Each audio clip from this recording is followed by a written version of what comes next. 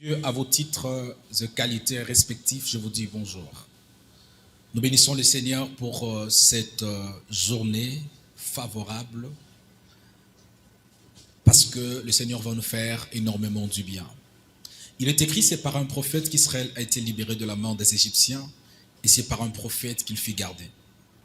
Par la grâce de Dieu, nous allons réfléchir avec un éminent orateur. Et je crois que la thématique d'aujourd'hui va certainement déranger plusieurs personnes. Et aussi, au-delà de ça, ça va vraiment édifier. Il est question de savoir si Jésus-Christ est-il réellement un ange. Sur ce, le révérend docteur Jean Dinda, qui est le pasteur titulaire ou représentant légal de l'Église Assemblée des disciples du Christ, ADC en sigle. Il est aussi professeur principal de l'école biblique prophétique de Gigal. Au-delà de ça, c'est un avocat au barreau de Kinshasa, Gombe. Je crois que plusieurs d'entre nous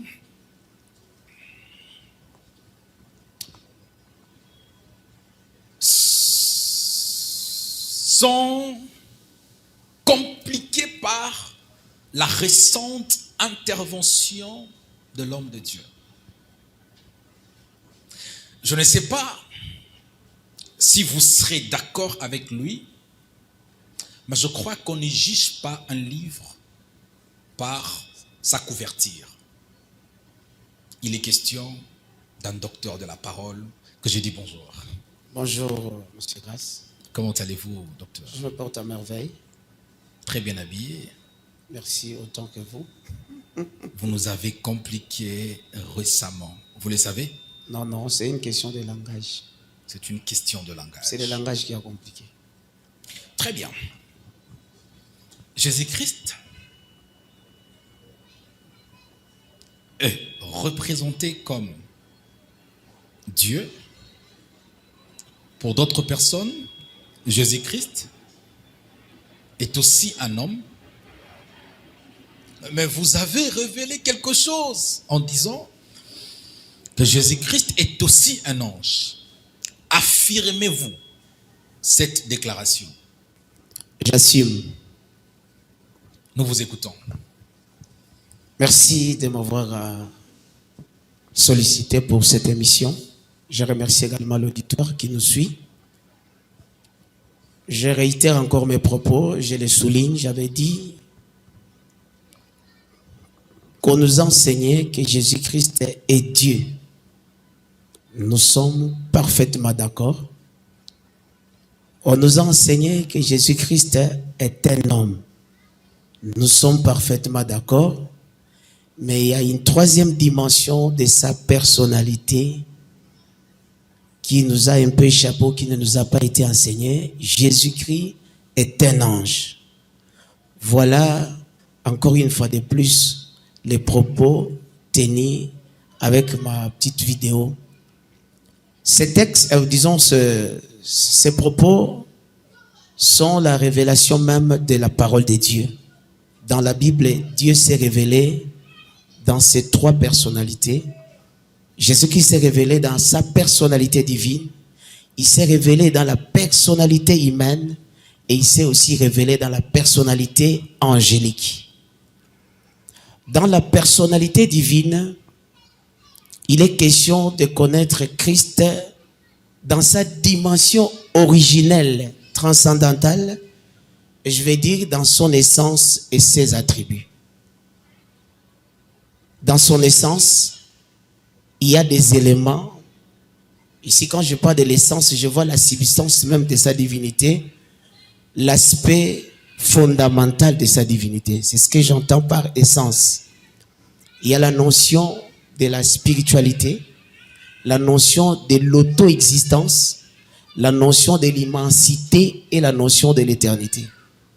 Ce sont là les éléments qui expliquent l'essence de notre Seigneur Jésus-Christ. Dans la dimension ou dans l'élément de la spiritualité, Christ est esprit, Dieu est esprit, il n'a pas de corps, il est immatériel.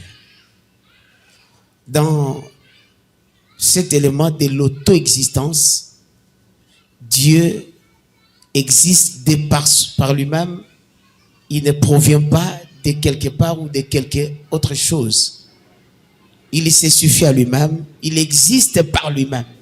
C'est ça l'auto-existence de Dieu, c'est ça l'auto-existence de la personne de Christ. Dans son immensité, nous voyons Christ se révéler dans un espace infini. On ne peut pas le limiter dans l'espace, il est immense. Et dans l'éternité, il faut savoir qu'il y a l'éternité passée et l'éternité future. Il est le commencement qui n'a pas de commencement et il est la fin qui n'a pas de fin. Ce sont là les éléments qui définissent l'essence même de Christ comme étant Dieu. Mais il y a également ses attributs. Il y a les attributs non moraux et les attributs moraux. Quand je parle des attributs non moraux, ce sont des attributs qui n'ont rien à voir avec la moralité. Il y a l'omniscience, l'omniprésence, l'omnipotence et l'immuabilité. Ce sont les attributs non moraux du Christ. Il est omniprésent, il est partout, il est omniscient, il connaît tout, il est omnipotent, il a la toute-puissance, il est immuable, il ne change pas, il ne subit ni changement ni ombre de variation dans sa dimension de la divinité. Nous sommes dans les attributs non moraux. Nous avons également les attributs moraux, c'est-à-dire les attributs de Dieu.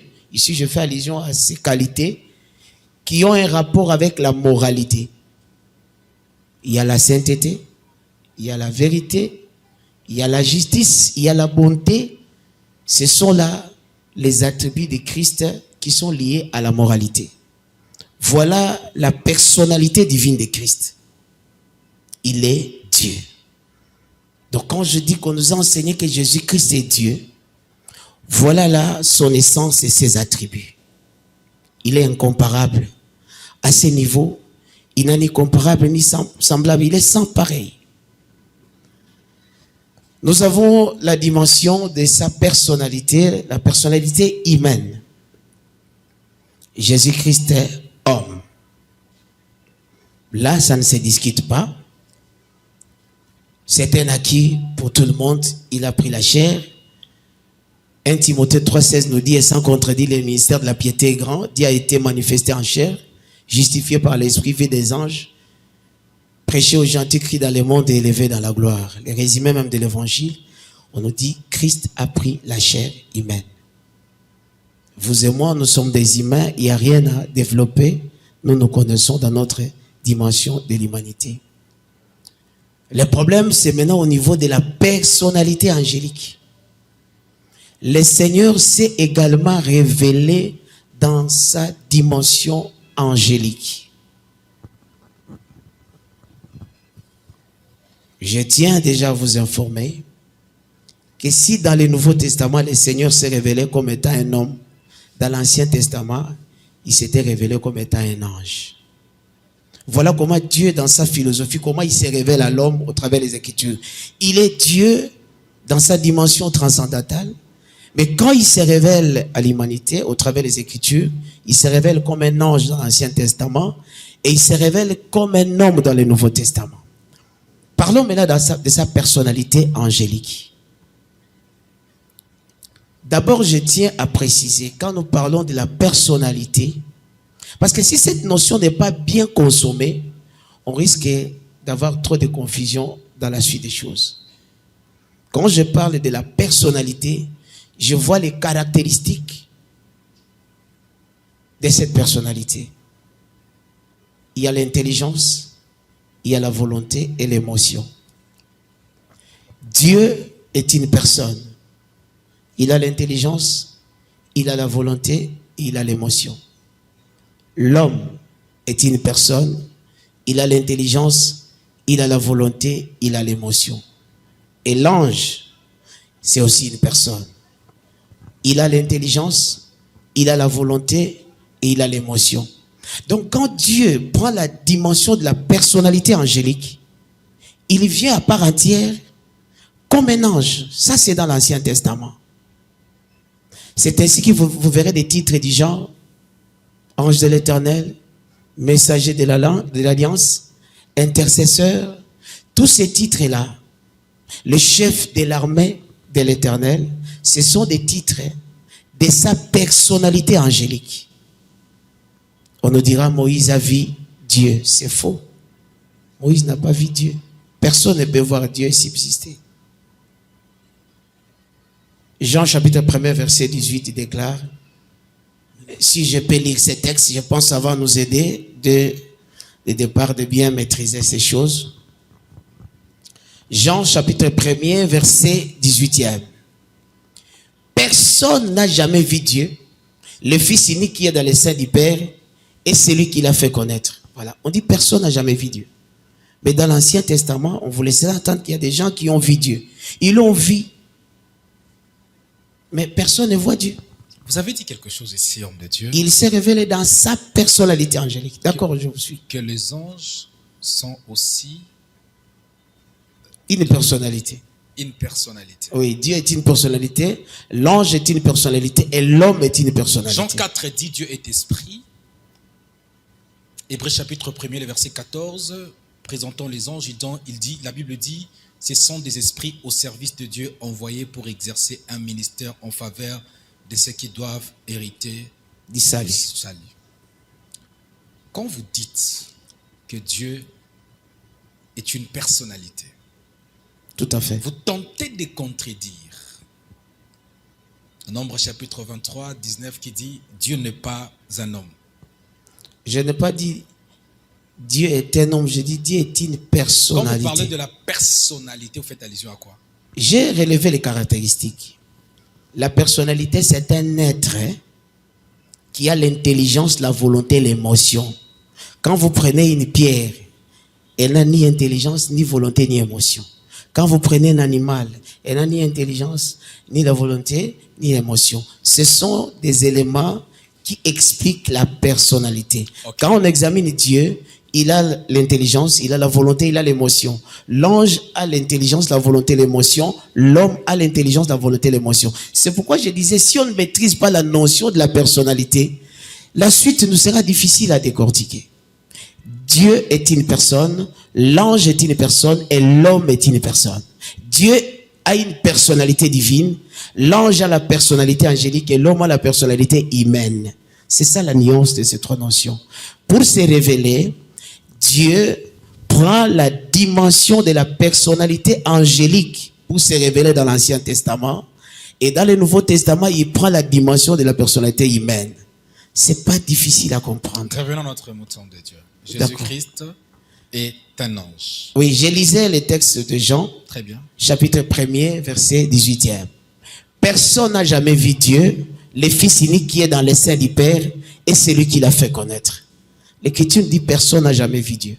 Mais on vous dira que Dieu a présenté son dos à Moïse. C'est là où nous disons que c'est un langage. Si, c'est ce que je dis au début, le langage peut nous tuer.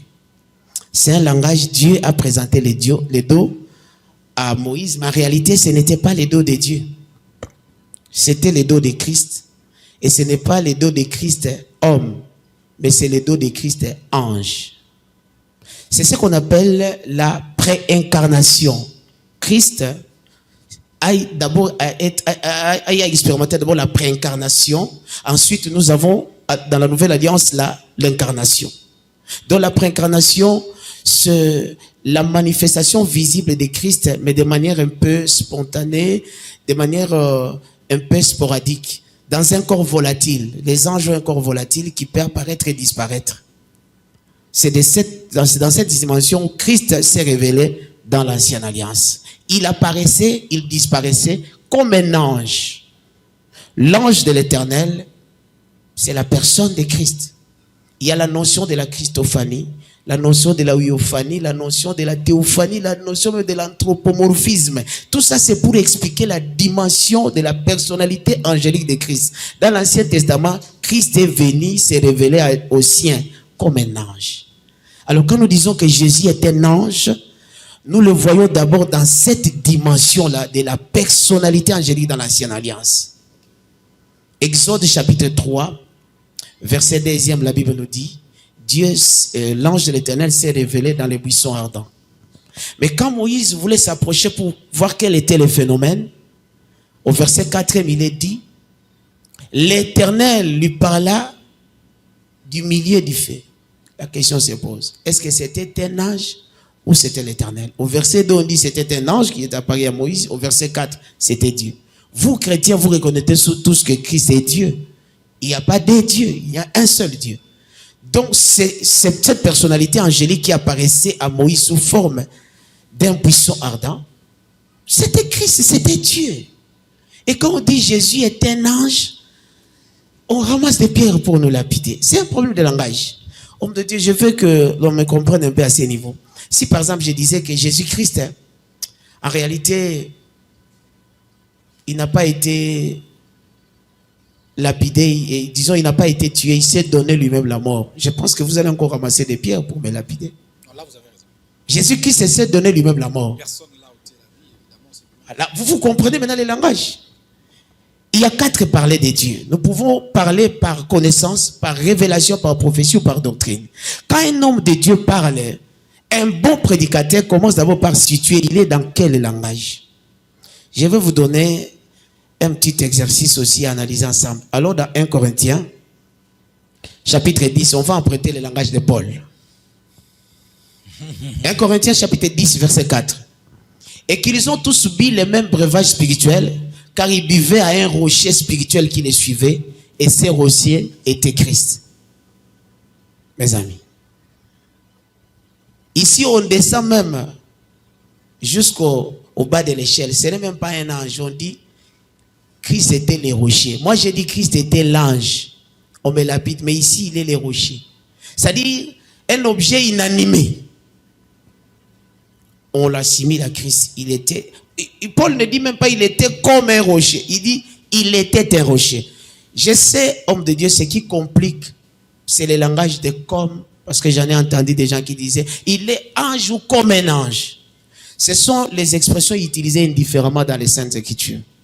Quand vous lisez Philippiens chapitre 2, verset 7, on sous-entend la notion, l'élément comme, verset 7. Philippiens 2, 7. Mais s'est dépouillé lui-même en prenant une forme de serviteur, en devenant semblable aux hommes.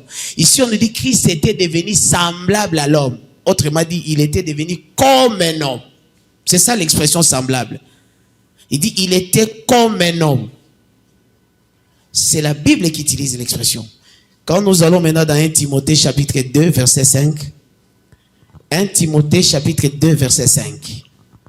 Car il y a un seul Dieu et aussi un seul médiateur entre Dieu et les hommes. Jésus-Christ est homme. Ici, on ne dit plus comme homme. Philippiens a dit semblable à l'homme. Mais ici, l'auteur n'utilise même pas la ressemblance. Vous pouvez relire le verset que vous venez de lire. Je réponds, car il y a un seul Dieu et aussi un seul médiateur entre Dieu et les hommes, Jésus-Christ, homme.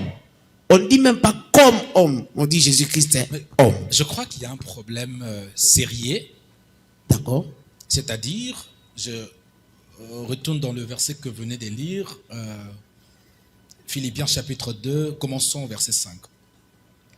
Et en vous les sentiments qui étaient en Jésus, lequel existant en forme de Dieu, Voilà. n'a point regardé sa proie arrachée d'être égal à Dieu, mais il a pris la forme de serviteur, rendant obéissant jusqu'à la mort et à la mort de la croix. Jésus-Christ n'était pas un homme, il a pris la forme humaine. Très bien. Pouvons-nous dire que Jésus-Christ est un homme ou il a pris la forme humaine? Vous savez, Je réponds bien. bien expliquer la pensée, Oui. mais je crois que dire que Jésus-Christ est un homme, est un ange, c'est une tentation à comparer le Créateur avec sa créature. Jésus-Christ est le créateur de toutes choses selon Colossiens chapitre 1er, le verset 16. Lui, il a créé le visible et l'invisible. Il a créé même des anges. Parfait. Vous tentez de nous dire, si on vous comprend bien, qu'il était comme, il avait pris la forme humaine, parce que c'est l'anthropomorphisme que vous avez expliqué. Tout à fait. Prendre la forme humaine pour parler à sa créature. Tout à fait. Dans le Nouveau Testament. Et dans l'Ancien Testament.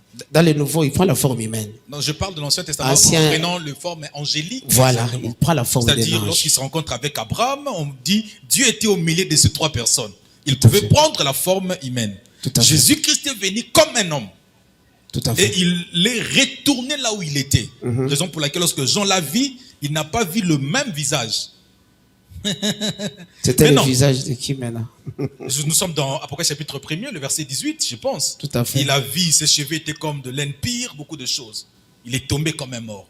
Dire que Jésus avait pris la forme humaine où Jésus est comme, peut travailler comme un ange, on comprend.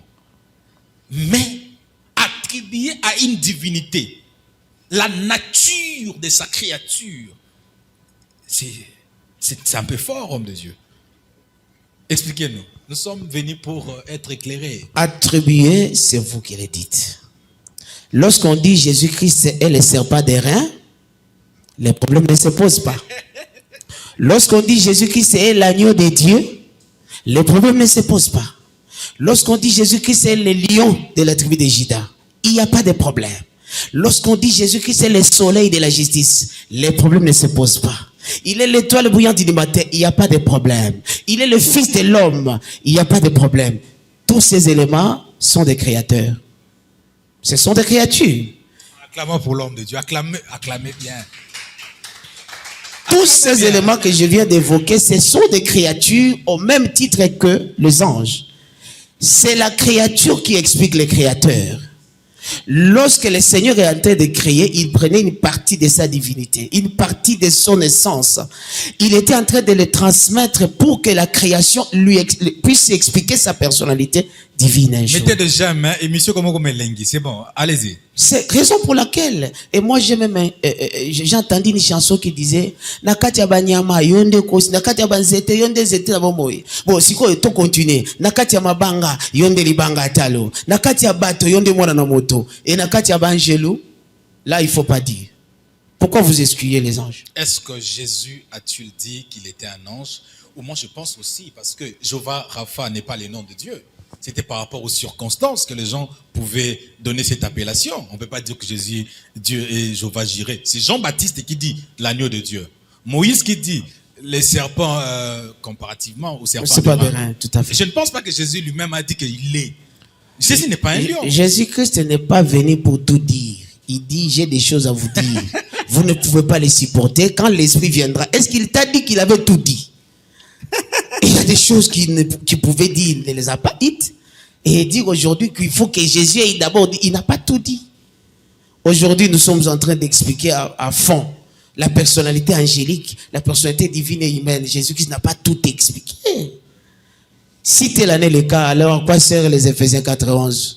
Les ministères de la parole, apôtres, prophètes, évangélistes, pasteurs et d'auteurs. Nous venons relayer ce que Jésus-Christ n'a pas eu à faire. Il a enseigné à sa juste valeur, à son niveau. Il y a des choses que nous sommes appelés à développer, à exploiter.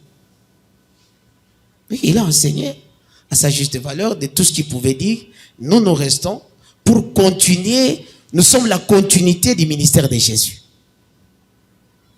Nous continuons ce que Jésus a commencé comme ministère. C'est un peu fort. Il n'a pas tout dit. Il a dit, j'ai des choses à vous dire. C'est l'Esprit Saint qui viendra. Jean nous dit son onction nous enseigne toutes choses. C'est son onction qui nous enseigne aujourd'hui cette dimension angélique. Je dis, où est le problème lorsque nous disons que Nakati Abanyama yende kosi? Nakati Abanzete yende zetabomoy. Mais là, je vous donne un devoir. Nakati Abangelu azanani.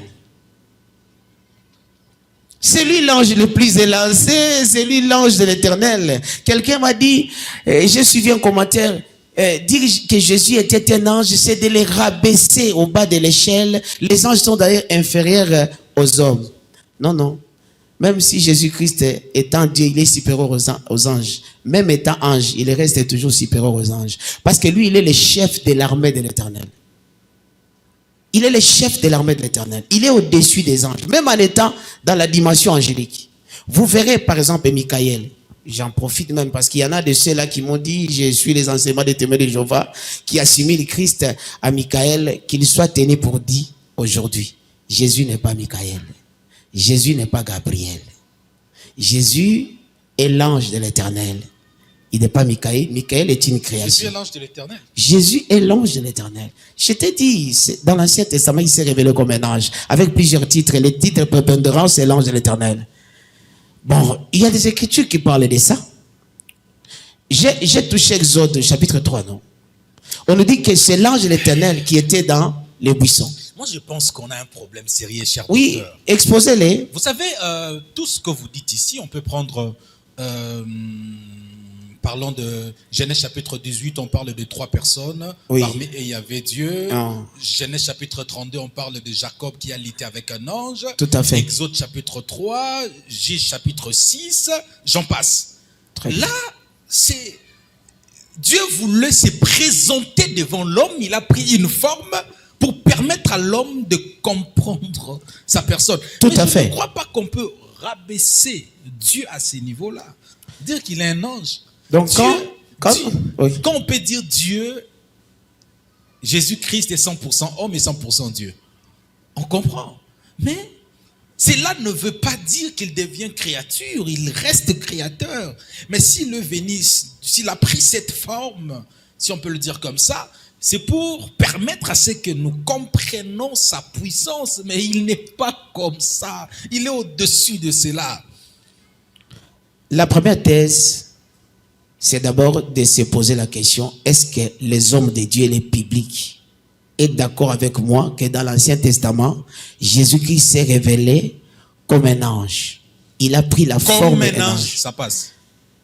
Est-ce que nous sommes d'accord que dans le Nouveau Testament, Jésus-Christ s'est révélé comme un homme? Comme un homme, ça passe. Alors où est le problème? Il n'est pas, mais il peut travailler comme. Là, on comprend. Mais justement, il peut travailler comme. Mais qu'est-ce qui nous amène à dire que Jésus-Christ est un homme? Jésus-Christ est... Non, Jésus-Christ a pris la forme humaine. Il est venu comme un homme ordinaire. C'est la Bible qui en parle. Je vous ai montré les écritures. Philippiens, ce que vous avez dit. Je vous ai balancé 1 Timothée Ayez chapitre... en vous les sentiments qui étaient en Jésus, lequel existant en forme de Dieu. Philippiens chapitre 2, le verset 5. N'a pas regardé sa proie arrachée d'être égal à Dieu. Il est égal à Dieu. Il s'est humilié en prenant forme de serviteur, en devenant semblable aux hommes. Semblable. Ça veut dire, il est devenu. J'avais souligné. Ça, c'est le verset 7e. Très bien. Il est devenu. Mais au préalable, il était égal à Dieu. Mais je vous ai balancé l'écriture de 1 Timothée, chapitre 2. Là, en termes du salut. Verset 5e. Là, en termes du salut. Il est dit, Jésus-Christ est homme. Pour le salut. Mais justement, c'est pour le salut qu'il devient homme. Mais ici, on ne dit pas comme homme. Il est très fort. Il est très fort. On ne dit pas comme homme, on dit homme. C'est ce que j'ai dit. Dire de Jésus qu'il était comme un homme, il était un homme. Ça revient, ça n'est égal, ça revient à la même vérité. Il a pris la dimension humaine. En réalité, Jésus n'est pas un homme. Même si on dit, non, il ne faut pas dire très bien parce que vous avez dit Jésus qui c'est 100% homme. Le docteur a dit en réalité Jésus-Christ n'est pas homme. C'est ça. En réalité aussi Jésus n'est pas un ange. Très bien. C'est ce qui m'a amené à développer d'abord sa divinité. Wow. Au début, j'ai dit non, que maintenant vous commencez à nous expliquer très bien. C'est-à-dire quand vous dites que en réalité Jésus-Christ n'est pas un homme, mais il peut travailler comme un ange, là on comprend. Mais dire que Jésus-Christ est... Jésus-Christ est comme un homme, mais dans le langage biblique, des fois, on dit il est l'homme ou il est fils de l'homme. On ne dit pas il est comme fils de l'homme. J'ai dit, c'est le langage qui nous tue. Il faut bien comprendre l'homme. C'est le langage qui nous complique. C'est le langage. Je disais, nous avons 4 langages. Le vrai problème, je dois vous dire, bien aimé, le vrai problème aujourd'hui dans l'église, c'est un problème de langage. Le jour où les hommes de Dieu comprendront que nous avons 4 langages, les jours où le public comprendra que nous avons 4 langages, on n'aura pas engagé certaines discussions. Je pose la question, qui a tué Jésus? Pour moi, je ne peux pas répondre directement, je dois me situer selon les langages.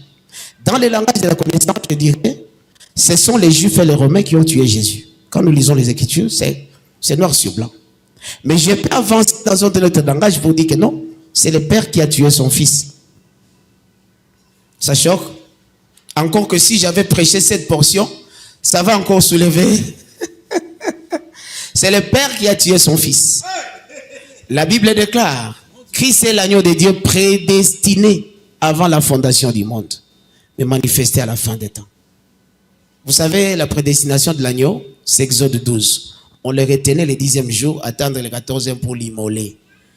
Donc Dieu avait pris son Fils comme un agneau, retenu le 10e jour, et il l'a exposé le 14e afin d'être immolé. Ésaïe 9,5 nous dit, un enfant nous est né et un fils nous est donné. Un enfant est né à Israël et le fils c'est à la croix. Parce que Romains 8,32 nous dit, Dieu prouve son amour en ce que lorsque nous étions encore des pécheurs, Christ est mort pour nous. Donc la mort de Christ à la croix, c'est l'expression de l'amour de Dieu. C'est pourquoi Jean 3,16 nous dit, car Dieu a tant aimé le monde qu'il a donné son Fils. C'est lui qui l'a donné. Où? À la croix. Donc c'est le Père qui a sacrifié son Fils. Acclamez bien. C'est un langage. Acclamez bien. Vous avez bien argumenté. Hein? Lorsque je dis que vous et moi aussi, nous avons tué Jésus. Étant d'abord de la race humaine, ce sont les hommes qui ont tué Jésus. Hébreu nous dit, lorsque nous péchons, nous crucifions Christ à nouveau sur la croix. Donc, dans le langage de la doctrine, nous sommes nous aussi coupables d'avoir tué Jésus. Mais dans le langage de la révélation, je dirais, Jésus s'est donné lui-même la mort. Parce qu'il a dit, j'ai le pouvoir de donner ma vie et de la reprendre. Et personne ne peut me l'ôter. Et quand un intervenant prend parole pour utiliser une expression, il faut, au lieu de vous précipiter à critiquer, situer d'abord, il est dans quel langage? Ça, vous avez bien argumenté, homme de Dieu. Il est dans quel langage? C'est-à-dire, les anges, là, ça nous complique. Mais ici, quand vous avez parlé, on avait douté. Mais quand vous avez expliqué, on a compris, on a clamé. Mais c'est ce que j'ai dit. Entendre une portion, il faut commencer d'abord à se poser la question. On me critique parce qu'on s'est situé dans un seul langage. Ici, des critiques provenaient en raison du fait qu'ils étaient dans le langage de la connaissance et de la doctrine. Dans le langage de la connaissance, j'ai dit il y a 3 personnalités.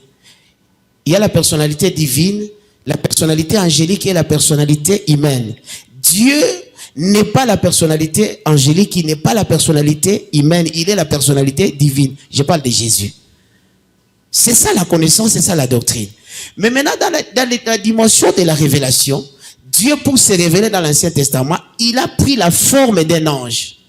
Et quand il venait, il s'est comporté en ange. Dans la maison d'Abraham, l'ange de l'Éternel s'est comporté comme tout autre ange. Devant Gédéon, c'est toujours Christ sous forme angélique. Il s'est comporté comme n'importe quel autre ange, comme Michael, comme Gabriel. Comme, c'est bon. J'aime le comme là, ça fait du bien.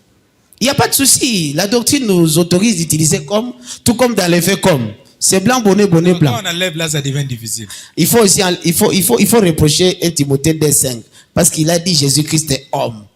Je pense que vous serez d'accord avec moi que oui. Jésus est un, mais à 2 positions.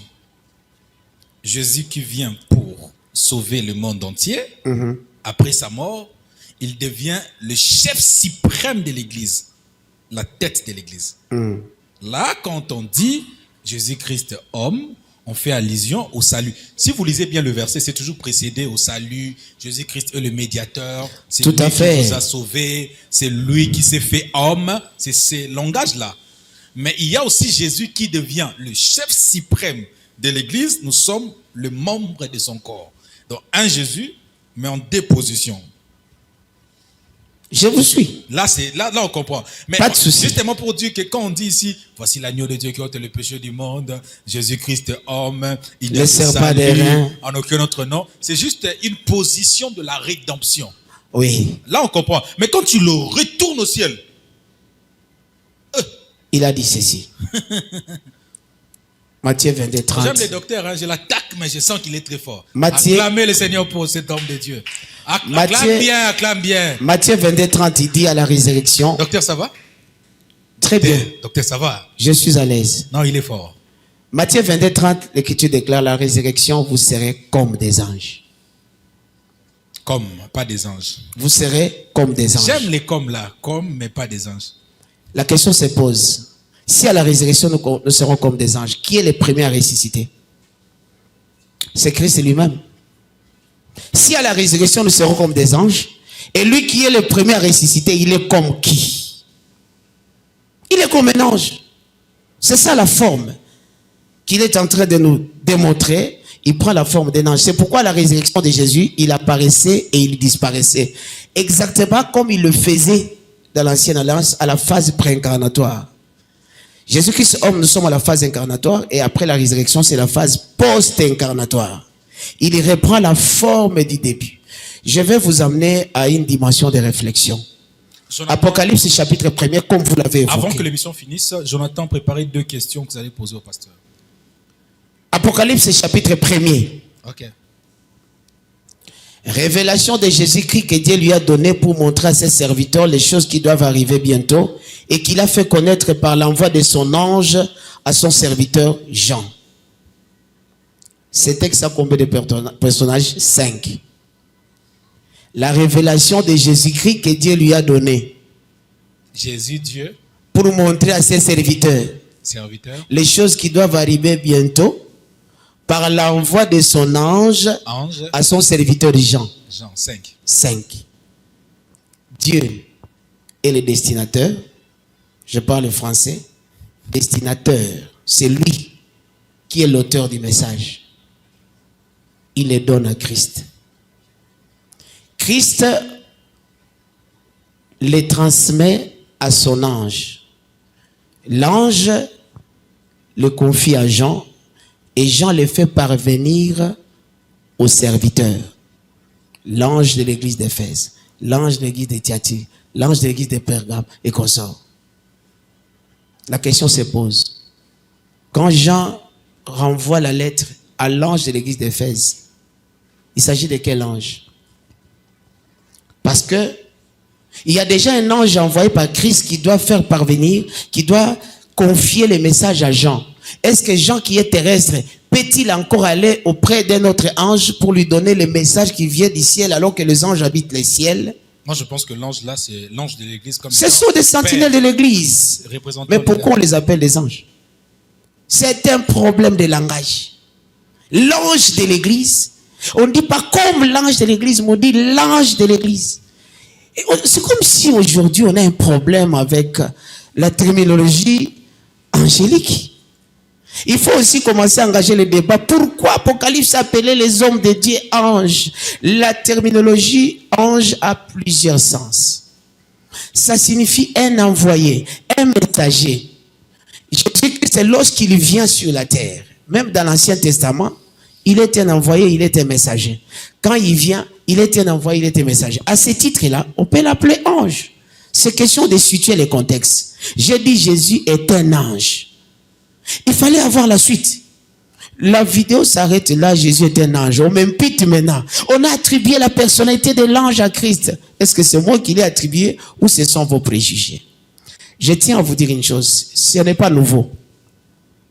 Vous savez, à l'époque de Jésus, les Juifs se sont réunis aussi pour les condamner. Je suis dans Jean chapitre 7, versets 50 à 52.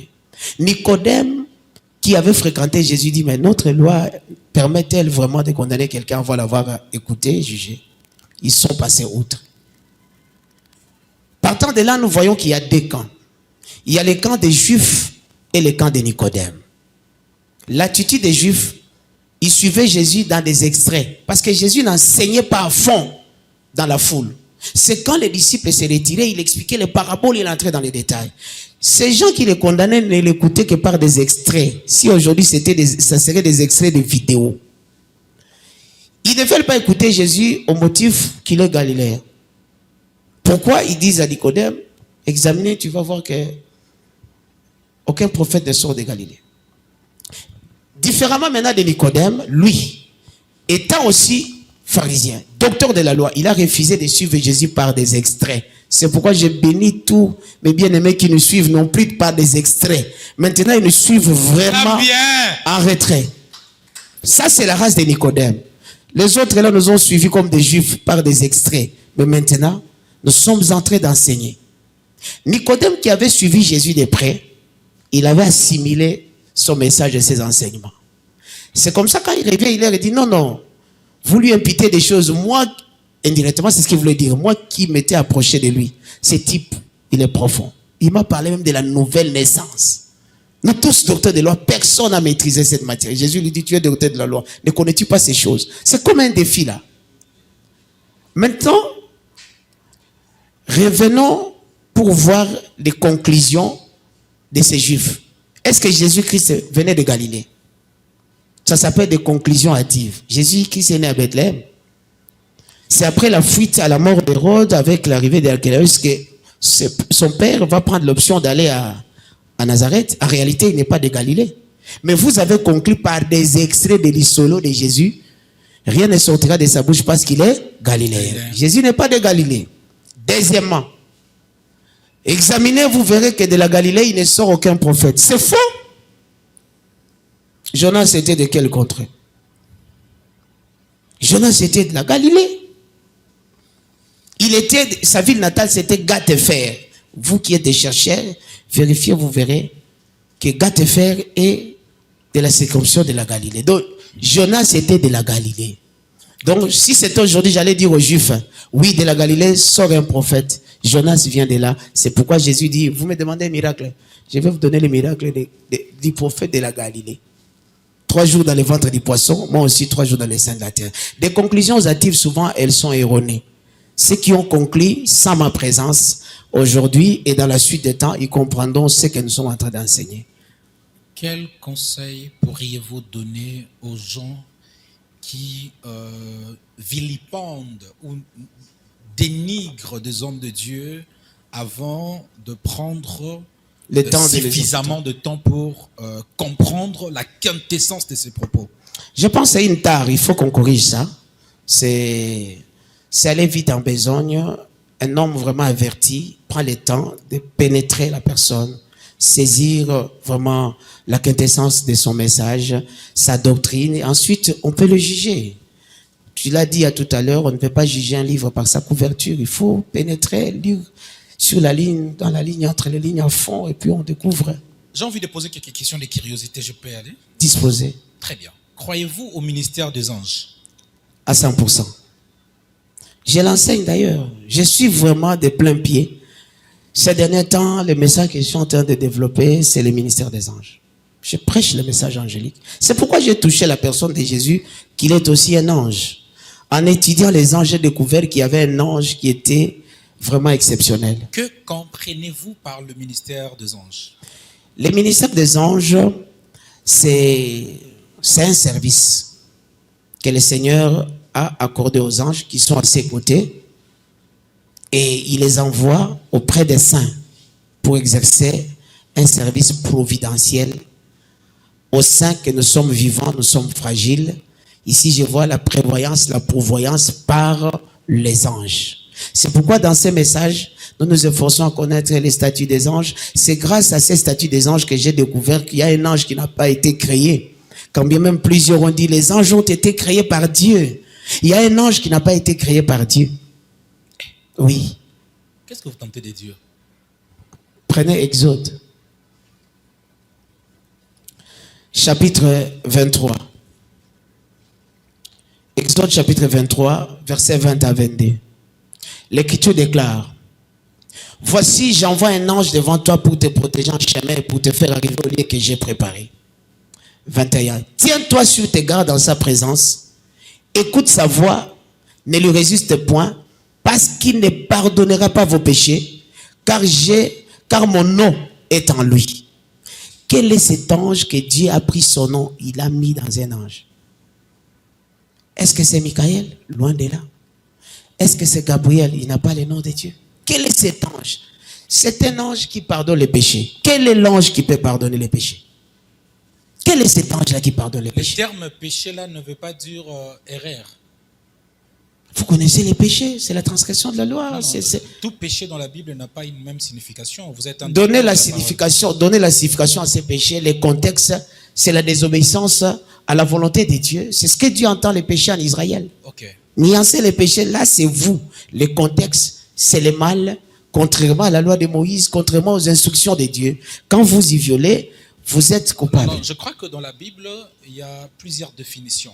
Joseph pouvait dire, comment ferais-je mal à mon maître et pécherais-je contre Dieu?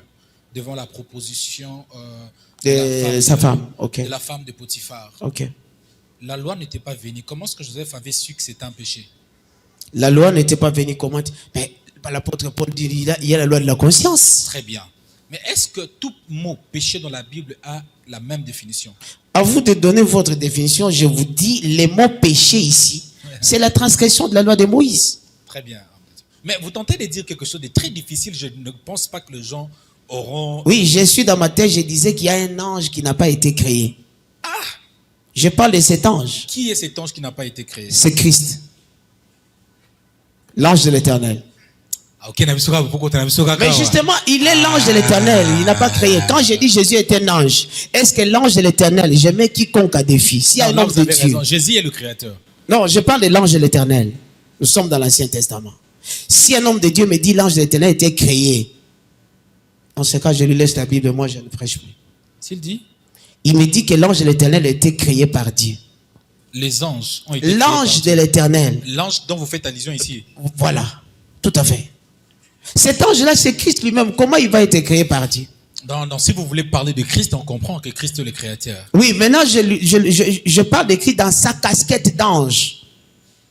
Si vous me dites maintenant, tu ne peux pas rabaisser Christ, c'est parce que Christ est créateur. Mais il est créateur ange de l'Éternel. Cet ange de l'Éternel est créateur. Je vous en prie. Si Dieu, l'homme a été créé à l'image de Dieu, l'ange a été créé à l'image de qui? C'est à l'image de l'ange de l'Éternel. Parce que Dieu lui-même en lui, il est l'ange de l'Éternel. Il crée les anges pour expliquer sa nature de l'ange de l'Éternel. Parce qu'il est aussi homme en lui. Dieu a des ailes. Tous les anges n'ont pas d'ailes. Non, Les anges qui ont visité Abraham n'avaient pas d'ailes. non, ils avaient pris une forme humaine. Et tout à fait. C'est les anges Et quand Dieu est l'ange de l'Éternel, il prend justement cette forme sans ailes. Quand vous demandez des ailes, je ne sais pas où vous voulez en venir. Quand Jean nous décrit les anges, je pense qu'il parle des ailes. Justement, c'est ce que j'étais en train de développer avec Apocalypse chapitre 1. On nous dit, j'ai parlé le premier aspect, ange de l'église d'Éphèse, Smyrne, Pergame, Thyatire, Sardes, Philadelphie et Laodicée. Ange de l'église, c'est pas un ange céleste, c'est un ange terrestre. Mais on l'appelle ange parce qu'il est messager. Jésus l'a aussi été.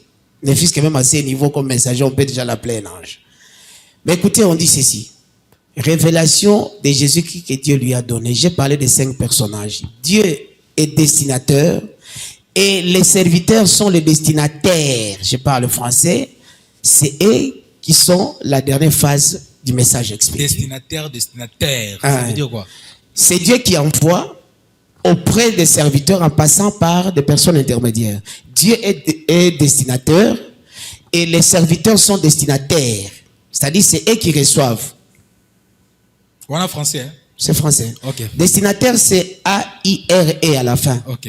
Destinateur, c'est comme directeur. Dieu expédie son message On comprend. par les intermédiaires et le bout du circuit, ce sont des serviteurs. Il y a combien d'intermédiaires? Il y en a 3. Il y a Jésus, il y a son ange et il y a Jean. Autrement dit, Jean ne recevra pas de message de Christ directement, mais par le canal de son ange. La question se pose.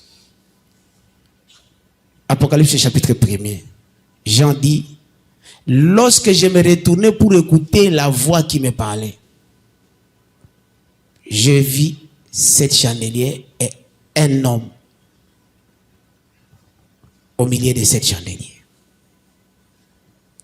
Suivez-moi bien. Le message de Dieu doit passer par Jésus, son ange, et arriver à Jean.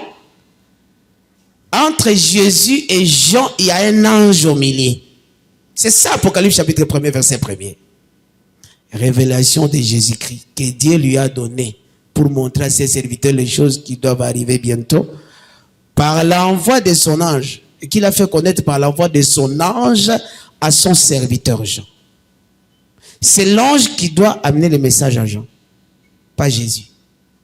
C'est ça, Apocalypse chapitre 1er, verset 1er. Mais curieusement, quand Jean rencontre l'ange qui doit lui amener le message, cet ange-là n'est pas content de la présentation de Jean. Lui-même se présente. Oui, Jean l'a décrit autrement et lui-même se présente. Il dit non, cette façon de me présenter n'est pas suffisante. Nous allons lire l'Écriture. Verset 13e. Apocalypse chapitre 1er, je suis au verset 13e. Et au milieu de cette chandelier, quelqu'un qui ressemblait à un fils d'homme. Tu vois comment Jean les présente? Quelqu'un qui ressemble à un fils de l'homme. Jésus devient quelqu'un. L'ange devient quelqu'un. Donc c'est une présentation vague. Et lui-même, quand il approche Jean, il se présente lui-même. Il dit, je suis le premier et le dernier et le vivant. J'étais mort et voici je suis vivant au siècle des siècles. Je tiens les clés de la mort et du séjour des morts. Mes bien-aimés, est-ce que c'est un ange ou c'est Jésus? Apocalypse chapitre 1er verset 1er nous a dit que le message doit passer par son ange. Si nous pouvons relire ensemble, vous avez demandé la Bible. Nous sommes au verset 13e. Et au milieu de cette chandelier, quelqu'un qui ressemblait à un fils d'homme. C'est une présentation générale. Quelqu'un qui ressemblait à un fils de l'homme. C'est comme s'il n'est pas content.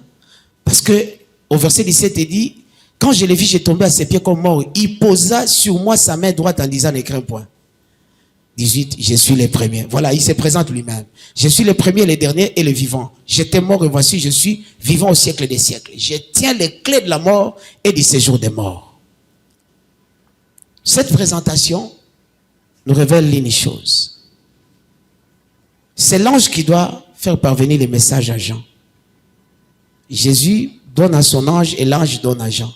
Mais curieusement ici, cet ange nous dit qu'il était mort et il est revenu à la vie. Est-ce qu'un ange peut mourir? Est-ce qu'un ange peut revenir à la vie? Non, on n'a pas bien compris ces versets.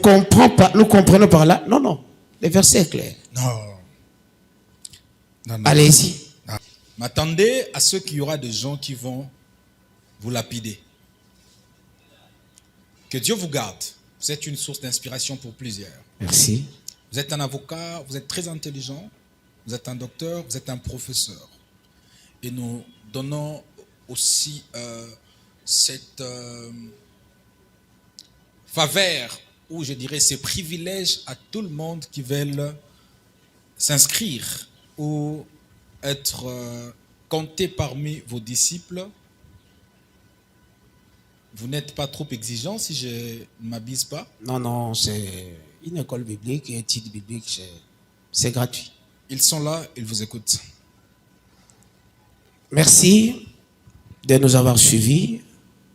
Et il est aussi important de nous suivre en détail sur notre page Facebook. Nous sommes, si vous tapez rêve.doc, Jean Dida Kidinda, vous êtes sur notre page Facebook. Si vous tapez Jean Dida Ministries, vous êtes sur notre site de YouTube. Notre chaîne YouTube, c'est la suite qui peut déterminer la clarté de ce que je viens de donner tout à l'heure. Pour l'école, nous sommes ici au temple de l'église ADC, à Massina, Sifoko, Ndeke, 15. Si vous venez, vous vous inscrivez. Nous aidons de jeunes gens, tous qui veulent aiguiser les ministères de la parole et les enfants de Dieu qui veulent grandir aussi dans la connaissance de la parole de Dieu. Je suis votre frère. Nous avons la même foi commune. Nous croyons en Jésus-Christ comme Seigneur et Sauveur. Il est notre Dieu. Il n'est pas un ange au sens des créatures, mais il est ange de l'Éternel. Dans la manière dont il s'est révélé dans l'Ancien Testament, il est homme, non pas au sens de nous les humains, mais il est homme Dieu. Il est notre Créateur. Nous l'adorons parce que c'est lui qui nous a donné la vie, c'est lui qui nous a sauvés. Voilà ce que je peux dire et à la prochaine. C'en est fini pour aujourd'hui. Que l'Éternel vous bénisse abondamment. Ciao.